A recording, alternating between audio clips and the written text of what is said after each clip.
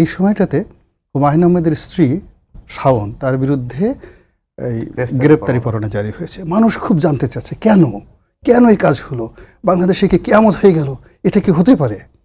এরপরে দেখলাম পরিমণি সে আইসিটি একটা মামলা করতে গেছে, তার কাজের বুয়ার বিরুদ্ধে মামলা করতে গেছে, বুয়ার কথায় তার সম্মানহানি হয়েছে। মানুষ খুব খুশি, এবং সে যে ছবি দিয়েছে সেখানে তার মুখে মাস্ক ছিল, একবার মাস্ক ফুল, একবার অর্ধেক, এটি নিয়ে মানুষ ভীষণ রকম খুশি। আর একটু মাস্কটা এরকম না থাকলে কেমন হতো, ভীষণ রকম মন্তব্য। থার্ডলি হলো আজকে আসার সময় দেখলাম যে হিরো আলমকে নিয়ে তোলপাড়, কেন তিনি তার নিজের ভুল বুঝতে পেরেছেন। সে বলছে আমি আর জীবনে কাজ করব না, আর কখনো বিয়ে করব না, এবং সে বাংলাদেশ ছেড়ে চলে যেতে চাচ্ছে। এই যে বাংলাদেশ ছেড়ে হিরো আলম চলে যেতে চাচ্ছে, সে রাজনীতিও করবে না, বিয়েও আর করবে না।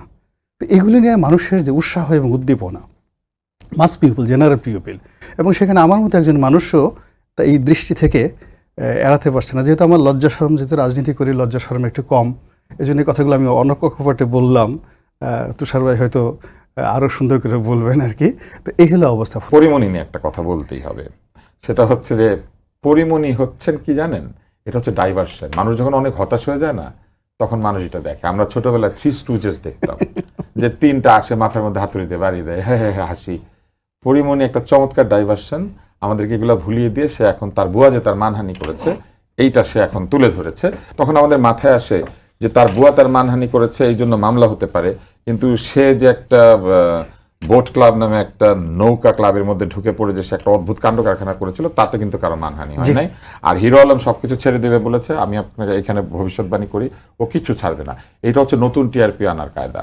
ও ছেড়ে দিবে, এটা নিয়ে কিছুদিন আলোচনা চলবে, তারপর ও কি বলবে জানেন? ও বলবে যে আমি সকলের দাবির মুখে আমি মানুষের ভালোবাসাকে অস্বীকার করতে পারি নাই। অলরেডি তো 3টা করে ফেলছে। হ্যাঁ, না বিয়ে না, ও কিছু ছাড়বে না, ও সবকিছু থাকবে।